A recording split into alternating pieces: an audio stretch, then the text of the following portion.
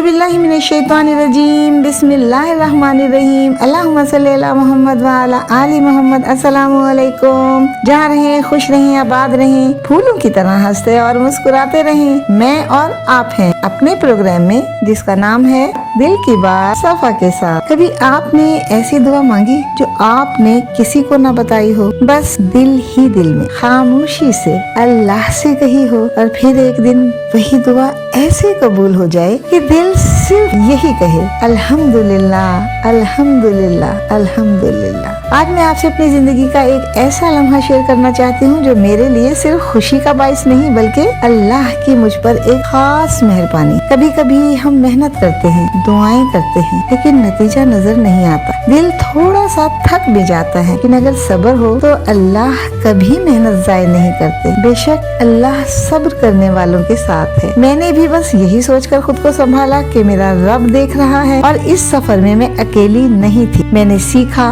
समझा और कुछ रहनुमाई भी मिली। कभी इंसान को बस एक सही सिमत मिल जाए तो रास्ते खुद ब खुद बनते चले जाते हैं। और इस सफर में आप सब मेरे साथ रहे, मैं बेहद मशकूर हूँ आपकी। और फिर एक दिन ऐसा आया कि मेरी एक खामोश दुआ कबूल हो गई।